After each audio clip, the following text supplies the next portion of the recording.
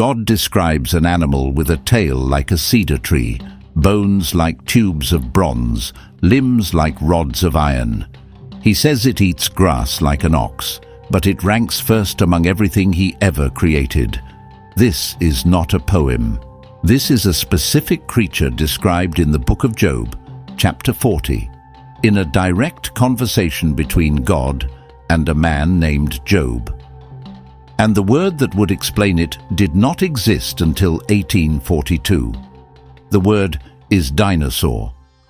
That is when a British scientist named Sir Richard Owen looked at massive fossilized bones dug up across England, bones that were reptilian but completely unlike any reptile alive. And he combined two Greek words: dinos, terrible; sauros, lizard, terrible lizard; dinosaur. Before 1842, nobody used that word because nobody could. But the creatures were real long before the label was. The bones sat in the ground for millions of years before Richard Owen decided what to call them. Now think about what that means. The Bible was written thousands of years before 1842, the book of Job. Most scholars put it somewhere between 2000 and 1400 BC. That is over 3,000 years before anyone on Earth even had the word dinosaur in their vocabulary. So when people say the Bible never mentions dinosaurs, yeah, technically the word is not there. But that is like saying ancient Romans never talked about airplanes because they never used the word airplane. If some Roman guy described a giant metal bird that carried 100 people through the sky, you would not throw it out because he never said the right word. You would recognize what he was describing. That is all I am asking you to do.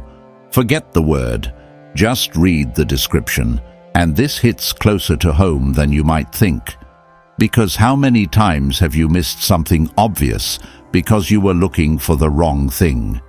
We get locked onto the exact word, the exact shape we expect. And we walk right past the answer because it does not look the way we thought it would.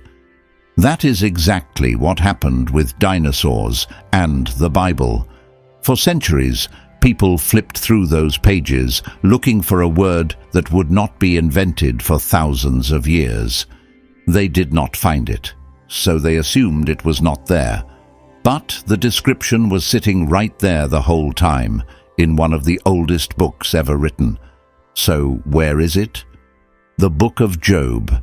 And to get why this matters, you need to understand what kind of book Job is, because it is unlike anything else in the Bible. Job is a guy who loses everything. And I do not mean that the way people usually say it. I mean everything in one day. He has thousands of animals, a massive household, 10 children, and he is the richest man in his entire region. Then, within the span of about an hour, 4 messengers show up one after another. The first one says, "Raiders took your oxen and killed your servants." Before he even finishes talking, the next one shows up. "Fire fell from the sky and burned up your sheep." Before that guy finishes, another one. "Raiders took your camels." And then the last one. "Your children, all 10 of them.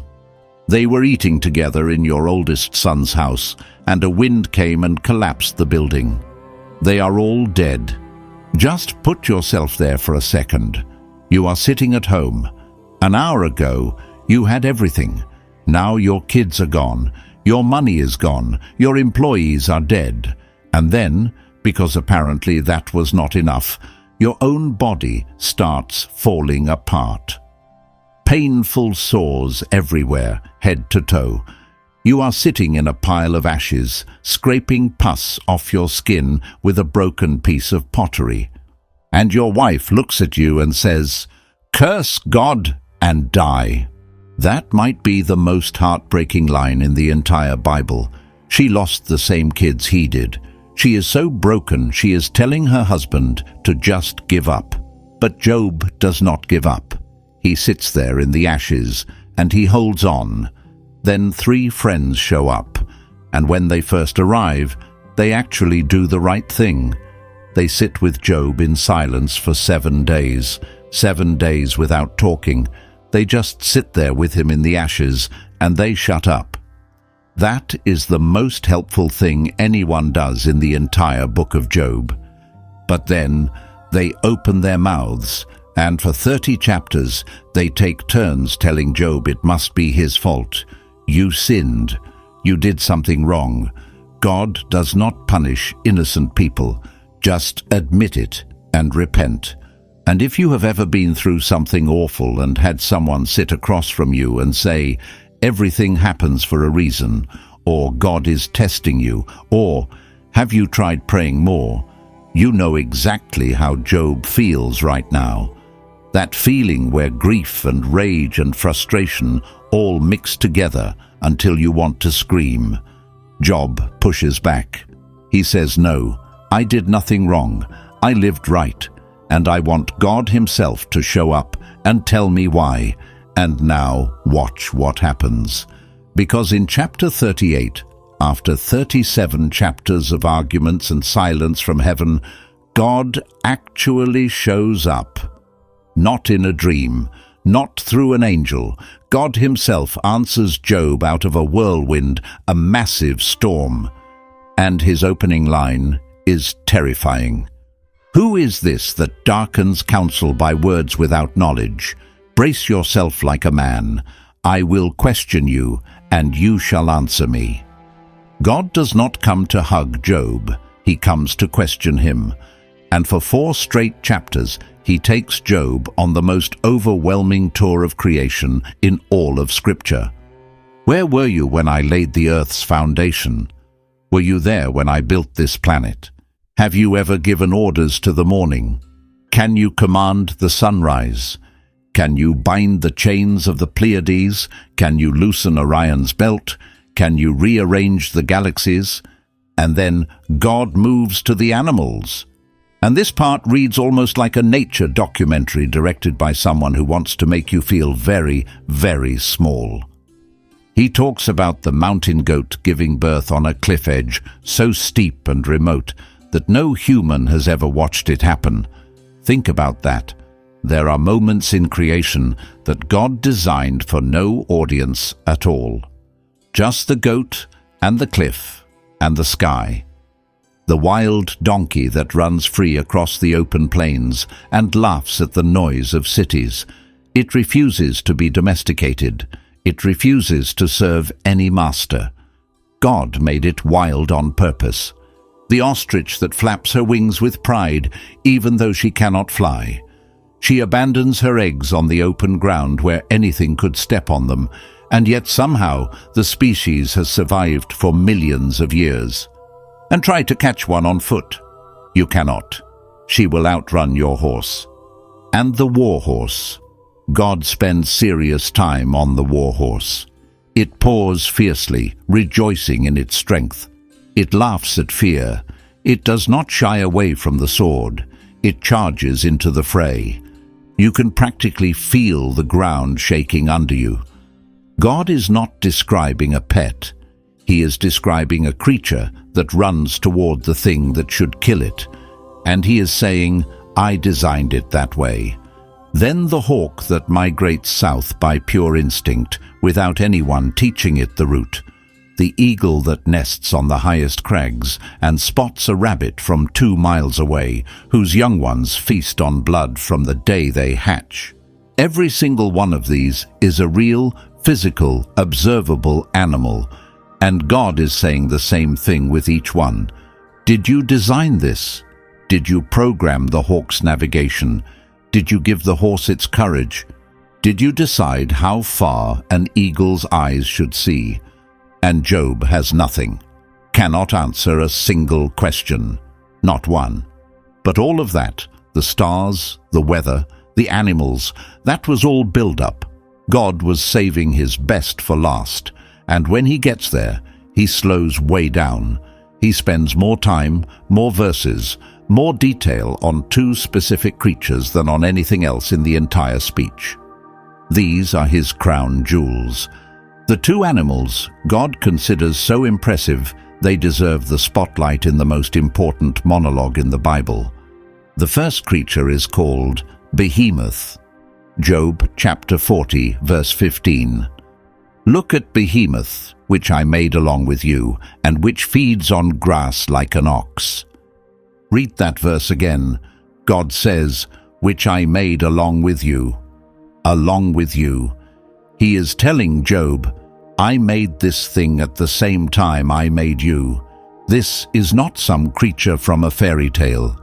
God is pointing at something real, something alive in Job's world, and saying, look at it. I made that. And it eats grass. So we are not even talking about a predator here. This is a plant eater. And God is still using it to make Job feel small. Think about how massive that thing has to be for a plant eater to humble a man before God.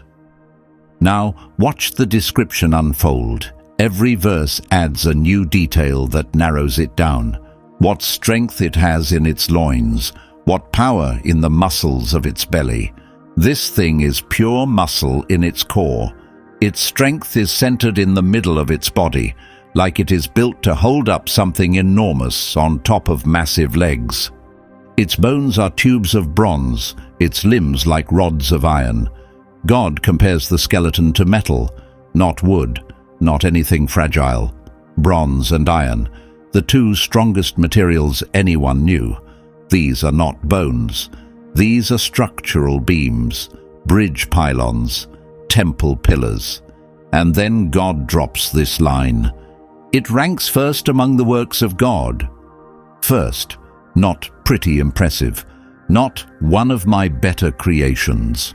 First, number one, the most magnificent land animal God ever made. Above elephants, above everything. And then one line that changes everything.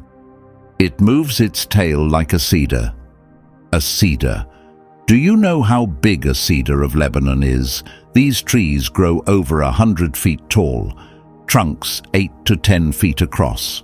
King Solomon built the entire temple in Jerusalem out of cedar because there was no finer wood on earth. When an ancient Hebrew compared something to a cedar, he was talking about the most massive, most awe-inspiring tree he had ever seen. And God says this animal swings its tail like one of those. Now this is where it gets fun. Because for centuries, Bible commentators have said Behemoth is a hippo or an elephant. And I just need you to think about that for 1 second. A hippo's tail is about 18 inches long. 18 inches. It is a little stubby flap. And you know what a hippo uses its tail for? It flings poop. I am not joking. A hippo spins its tail like a little propeller to spray feces everywhere and mark its territory. That is the tail's job. And someone read "a tail like a cedar" and said, yeah, that is a hippo. Nobody in the history of any language has ever looked at an 18-inch poop propeller and compared it to a 100-foot tree. That doesn't work. That has never worked. And trying to make it work means you have to ignore the most specific detail God gives about this animal. An elephant?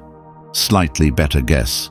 But an elephant's tail is 3, maybe 4 feet long. Thin, rope-like, little tuft of hair at the end. It looks like someone glued a piece of old rope to the back of the animal. You could wrap your entire hand around it and close your fist. You cannot wrap your hand around a cedar. The cedar of Lebanon has a trunk 8 to 10 feet across. There is no universe in which an elephant's tail resembles that. And does a hippo rank first among the works of God? Think about the context. God is trying to blow Job's mind, trying to show him the limits of human power, and his big example is an animal that ancient Egyptian fishermen hunted from boats with harpoons. There are tomb paintings in the Valley of the Kings showing hippo hunts. If Behemoth is a hippo, God's flex is, look at this animal your neighbors kill for sport. That does not land. That makes no sense. So what has a tail like a cedar? Picture this. You are standing in a natural history museum. You walk into the Great Hall, and there it is above you, a sauropod skeleton, Brachiosaurus, Apatosaurus, Argentinosaurus. If you have ever stood under one of those things, you know the feeling. Your brain kind of breaks. You keep looking up, and the thing does not end. The neck stretches one way, the tail stretches the other, and you're standing beneath something that makes an elephant look like a house cat. These were the biggest land animals that ever existed. Period. Over 100 feet long, tall as a 5-story building, and those tails were enormous, thick at the base like a tree trunk, tapering out over 30 or 40 feet. A sauropod's tail base was literally as wide as a cedar trunk. Their leg bones were so dense, so massive, that paleontologists compare them to building columns and bridge pylons, tubes of bronze, rods of iron. They were herbivores, ate plants all day long. Some of them needed over 1,000 pounds of vegetation every single day. 1,000 pounds every single day.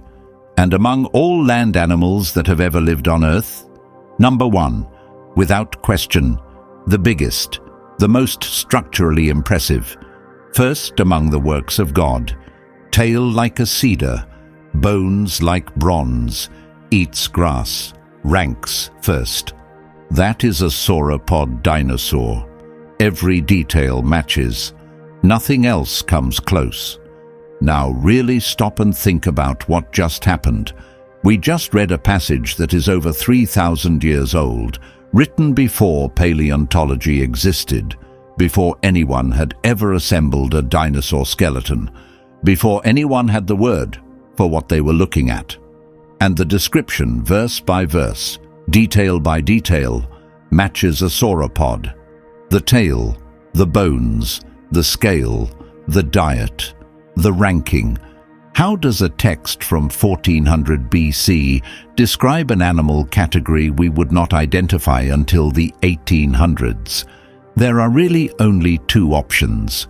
Either the writer saw something like this, or God was describing something real.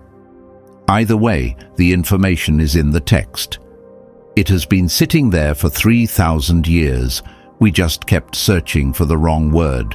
And this was not hidden in some obscure footnote nobody reads.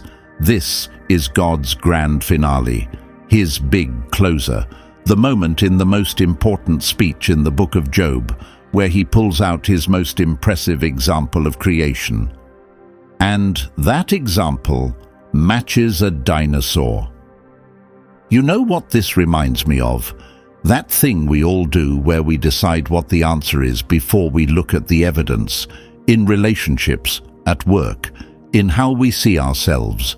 We make up our mind first and then wonder why nothing fits.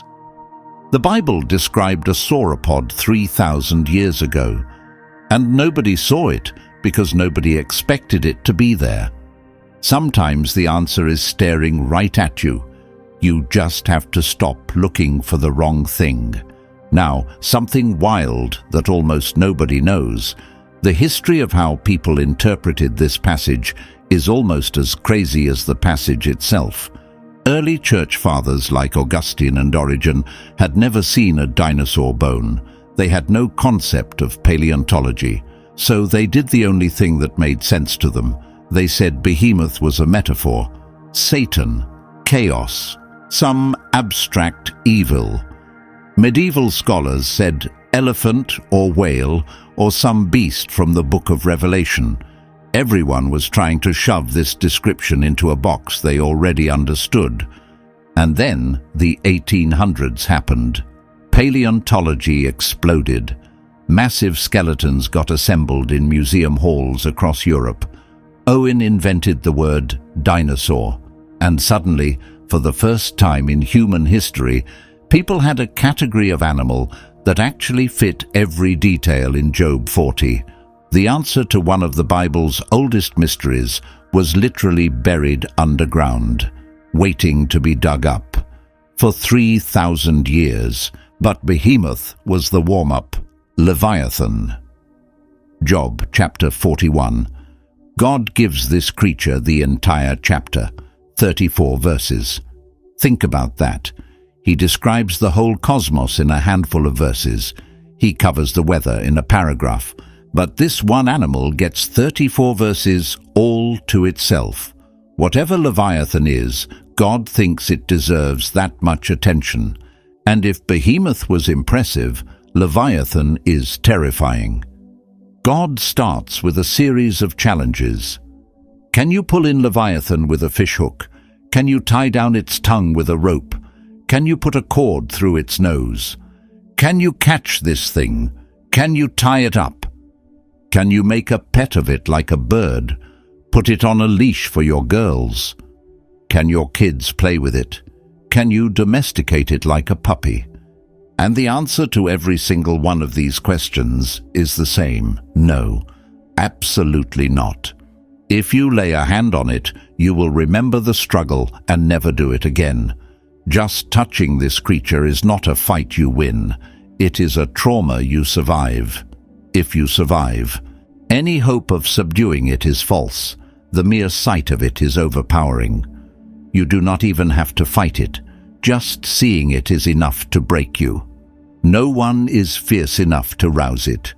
Who then is able to stand against me? And there it is, God's whole point. If you cannot even handle my creation, how are you going to stand against me? Now the physical description starts, and this is where it gets wild. Who can strip off its outer coat? Who can penetrate its double coat of armor? Double armor. 2 layers of plating stacked on top of each other. Nothing gets through. The sword that reaches it has no effect. Iron it treats like straw, bronze like rotten wood. Arrows do not make it flee. Sling stones are like chaff to it. A club seems to it but a piece of straw. And then this line. It laughs at the rattling of the lance. It laughs. This creature does not just survive your weapons, it finds them funny. You throw your best javelin, the weapon that has killed 100 men, and this thing treats it like a toddler throwing a foam ball. That is how far beyond human capability this animal is. And think about what that meant in the ancient world. Weapons were the only reason humans were not at the bottom of the food chain. A guy with a good spear could take down a lion. A group of hunters with javelins could kill an elephant. Weapons were the great equalizer. And God says Leviathan makes all of that irrelevant. Every tool your species ever invented to protect itself from the natural world is a joke to this one animal. Iron is straw. Bronze is rotten wood. Your absolute best effort, and it does not even flinch. Now think about what that means for God's argument with Job. He is saying, I made something so powerful that every weapon your species has ever invented is a toy to it. And you think you can challenge me? And think about what that means for you right now. Have you ever faced something that just laughed at your best efforts? A problem that made your strongest move feel like nothing? A situation where you threw everything you had at it and it did not even budge? That is what God is describing. Something so far beyond human power that all our tools are toys to it.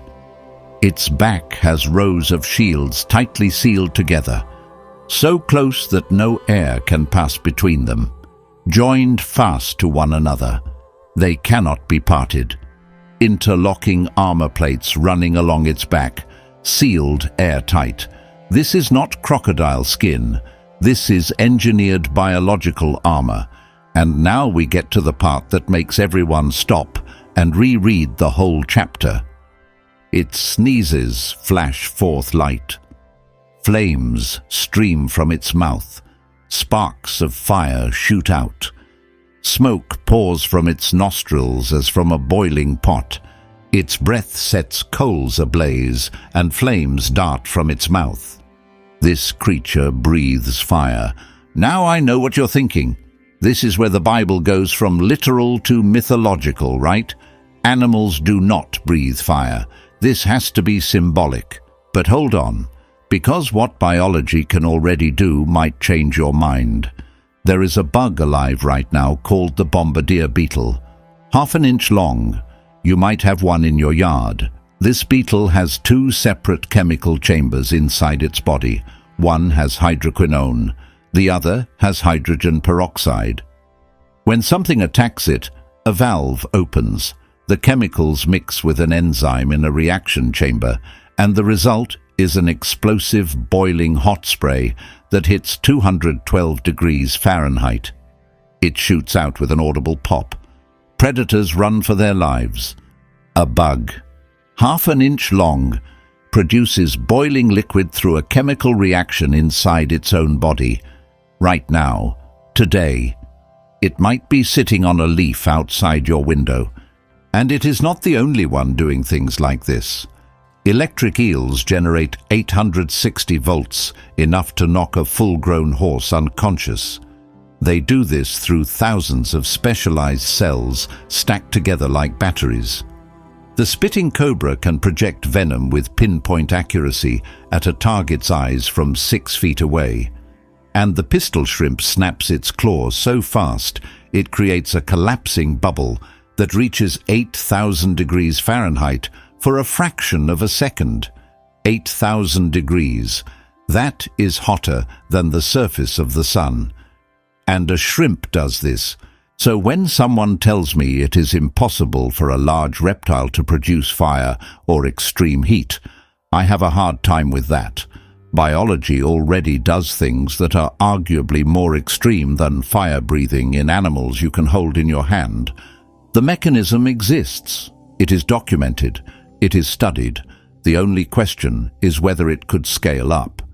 And several dinosaur species, like Parasaurolophus, had enormous hollow crests connected to complex networks of tubes and chambers inside their skulls.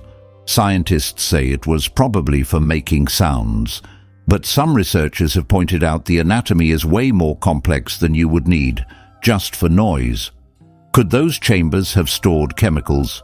Could they have produced heat or combustible gas? We cannot prove it from fossils because soft tissue does not survive. But the architecture that could support that kind of system is there. We have found it. God also says Leviathan lives in water. It makes the depths churn like a boiling cauldron. It leaves a glistening wake behind it. One would think the deep had white hair. This thing moves through the ocean, and the water behind it churns and foams like a pot over a fire. Now think about what was actually living in the ancient oceans. Mosasaurus, 50 feet long, jaws that could crush almost anything in the sea. Kronosaurus with a skull over 9 feet long and teeth like railroad spikes. Leopleurodon, whose bite force may have exceeded anything alive today. These were massive, armored marine reptiles that absolutely dominated everything in their environment. Nothing challenged them. Nothing could.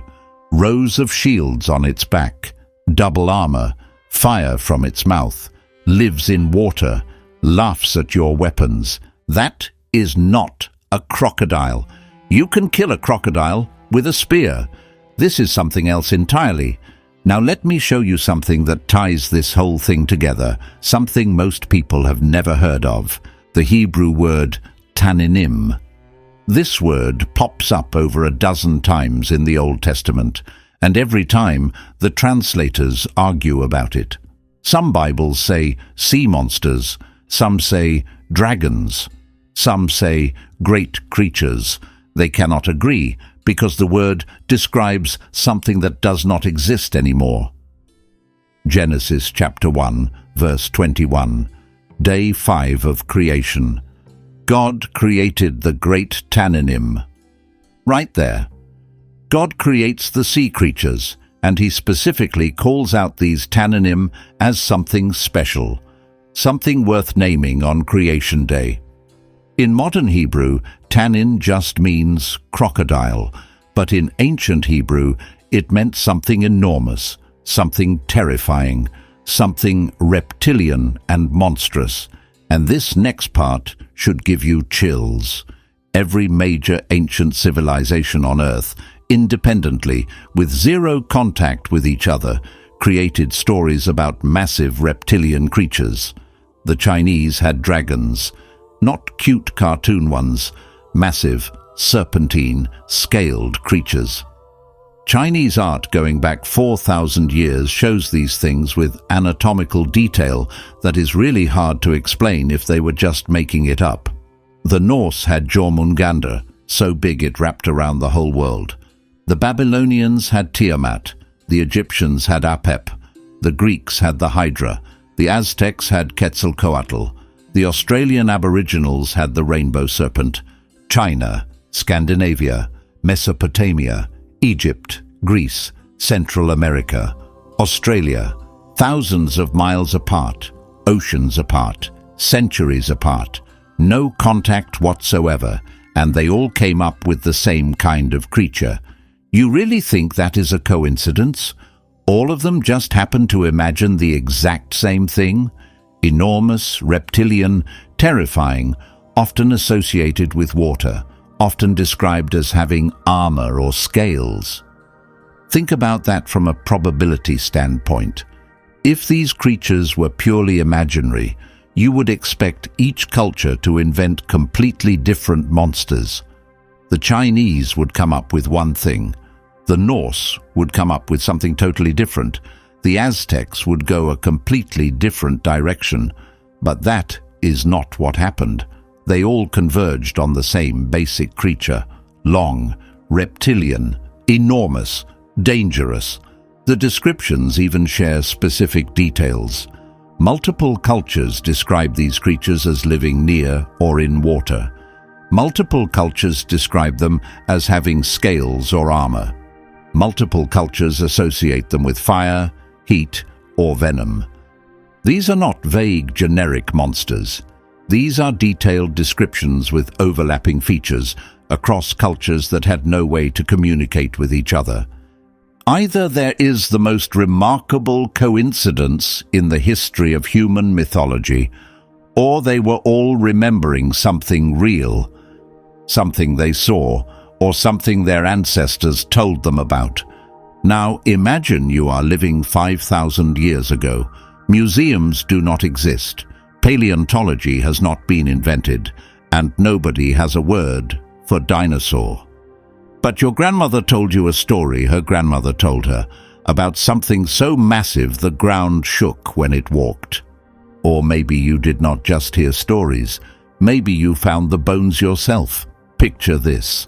You are walking along a cliff face after a massive flood, and sticking out of the exposed rock is a skull the size of a cart, teeth longer than your hand, leg bones thicker than your entire body, ribs you could use to build a shelter.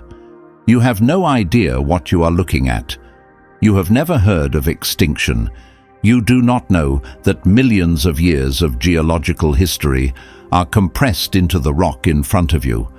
All you know is that something impossibly huge used to live here, or maybe still does, somewhere out in the wilderness where no one has gone. What would you call that? You would call it a dragon, a tannin, a monster. And the Bible recorded those encounters with stunning precision. Isaiah chapter 27 calls Leviathan the gliding serpent, the coiling serpent, the monster of the sea. A gliding serpent, a coiling serpent. That is not a crocodile. Psalm 74 says God crushed the heads of Leviathan and gave it as food to the creatures of the desert. That is vivid, physical, specific language about something real. If this is blowing your mind the way it blew mine, hit subscribe. I do this every week, digging into the hidden stories and mysteries buried in Scripture that most people walk right past. And what comes next is the part most churches will never touch. The big question. The one I know has been sitting in the back of your head this entire time. What about the timeline? Because this is where it gets uncomfortable. Science says dinosaurs went extinct 66 million years ago. Humans showed up maybe 300,000 years ago. That is a gap of over 65 million years. If dinosaurs were gone that long before us, how does God tell Job to look at Behemoth, which I made along with you? And I get it. I really do. This feels like the part where you have to pick a side. Science or the Bible, your brain or your faith. And I know a lot of people feel completely stuck right here, like they are standing at a fork in the road, and one path says, believe the evidence, and the other says, believe the book, and you cannot walk both. But there are more options than you think. The Hebrew word for day in Genesis is yom, and most people never learn this. Yom does not only mean 24 hours. In Hebrew, it can mean an era, a period, an age. It is used that way elsewhere in the Bible too. If each day of creation represents a vast stretch of time, then the sequence in Genesis actually lines up pretty well with the scientific record. Light first, then atmosphere, then land and plants, then sea creatures and birds, then land animals, then humans. For a text written thousands of years before anyone understood geology, that is a remarkably accurate order. And even if you take it literally, 6 actual days, Genesis says God made all land animals on the 6th day. All of them. Dinosaurs were land animals. They are included whether they are named individually or not. The same verse that covers horses and dogs also covers sauropods. The Bible does not exclude them. It just does not list every single species. And why would it? That would be a book with millions of entries. But the real point that nobody says out loud is this. The Bible does not mention butterflies either, or jellyfish, or bacteria, or the thousands of species of beetles on this planet right now. Nobody says the Bible is broken because it does not have a chapter on microorganisms. The text gives you the who and the why, not the complete species catalogue. But when it does zoom in on a specific creature, when God himself takes the time to describe one particular animal in detail, that description matches something from the fossil record better than anything alive today. The one time the Bible gets specific about a massive creature, it nails the description of something we would not even discover for another 3,000 years. That is not a coincidence. Now let me bring this right to where you are. Because if this just stays as a cool fact in your head, I have wasted your time. Every single one of us has our own version of Job's question. You might not be sitting in ashes, but you have been in places where nothing made sense, where something terrible happened to someone who did not deserve it. Where you looked at the world and thought, if God is real, why is this happening? If the Bible is true, why does it seem to contradict what I can see with my own eyes? That gap between what you believe and what you experience is one of the most painful things a human being can feel. It is the thing that keeps you up at 3 in the morning. It is the thing that makes people walk away from faith. And it is the question hiding behind every other question you have ever asked. Job was there. He wanted answers. He wanted God to explain the rules so he could understand why his life fell apart. And God's answer was not an explanation. It was a tour. Look at Behemoth. Look at Leviathan. Look at the stars and the snow and the eagle on the cliff. God did not answer Job's question. He overwhelmed it. He basically said, you cannot even figure out the tail on this one animal, and you want to understand my mind? And Job's response might be the most real thing anyone has ever said to God. I spoke of things I did not understand, things too wonderful for me to know. That is not giving up. That is not defeat. That is a guy realizing the universe is way bigger than his brain, and that not understanding everything does not mean he has been abandoned. It means there is more going on than he can see. And we have kind of lost that. We live in a world where we Google everything and expect an answer in 3 seconds, and when something stays mysterious, when something will not fit into a clean explanation, we get frustrated. We think the system is broken.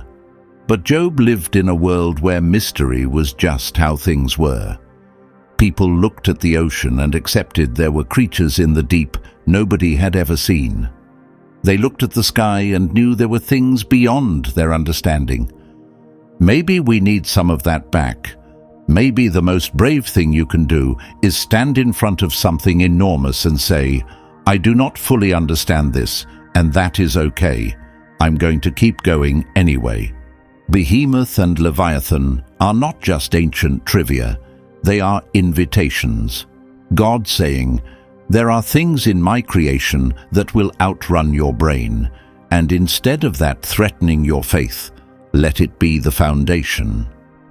That applies to whatever you are dealing with right now, that situation that feels too big, that problem that feels too armored, that thing that laughs at everything you have tried. You do not need every answer to keep moving forward. Sometimes the bravest thing you can do is to keep walking when you cannot see the path. And the very fact that you are watching this video, asking these questions, wrestling with these tensions, that is not a sign of weak faith. That is a sign of real faith. Because people with no faith do not ask these questions. They do not care. The fact that you care enough to wrestle with it means something is alive in you that refuses to let go. One more thing before we close, and this might be the most important part of the whole video. Job 40, verse 19. It ranks first among the works of God, yet its maker can approach it with his sword. Read that last part again. Yet its maker can approach it with his sword. The most powerful land animal ever created. The thing that laughed at every weapon. Nothing on earth could touch it, but God could. Only God. Now hold that thought and think about what actually happened to the dinosaurs. They ruled this planet for over 160 million years. 160 million years. Humans have been around for maybe 300,000. The dinosaurs were here 500 times longer than us. They survived ice ages, volcanic eruptions, continental shifts that literally tore the planet apart and put it back together. They were the definition of unstoppable. And then a rock 6 miles wide fell out of the sky and hit the Yucatan Peninsula. The energy of 1 billion nuclear bombs, tsunamis hundreds of feet high, wildfires covering entire continents, dust blocking out the sun for months, the food chain collapsing link by link, and the greatest creatures on Earth were gone, not over millions of years, in what amounts to a geological blink. The most dominant, most successful, most powerful animals in the entire history of life wiped out in what was basically an afternoon compared to their reign. Its maker can approach it with his sword. And you know what survived? Small mammals, little furry things hiding in holes. The creatures that spent 160 million years as nobody, as prey, as the things that scurried out of the way when something bigger walked past. They were invisible. They were nothing. And from those tiny survivors came primates. And from primates came us. The creatures that were too small to matter became the species that would one day dig up the bones of the giants and try to figure out what they were. The smallest inherited the earth from the greatest. If that does not sound like a biblical principle to you, I do not know what does. The stone the builders rejected became the cornerstone. The last became first. The meek inherited the earth. That pattern runs through the entire Bible, and it runs through the fossil record too. If God can take down the most powerful thing he ever built to make room for something small and fragile and completely unlikely, he can handle whatever impossible situation is sitting in front of you right now. The thing that feels invincible, the problem that laughs at everything you throw at it. If God can approach Behemoth with his sword, he can approach your situation too. That is not just a verse about an ancient animal. That is a verse about the shape of history, and it is a verse about the shape of your life. The answer was never missing. We were just searching for the wrong word, looking for dinosaur in a text written 3,000 years before that word existed, and when we did not find it, we thought it was not there. But it was always there, a description so vivid, so precise, so unlike anything alive today, that for centuries we could not see it for what it was. A tail like a cedar, bones like bronze, rows of shields, flames from its mouth. The greatest creature God ever made. The dinosaurs were right there on the page. We just needed to learn how to read. If this changed how you see the Bible, subscribe to the channel. I dig into stories like this every week, and we have barely scratched the surface. Click the video on screen right now. I will see you in the next one.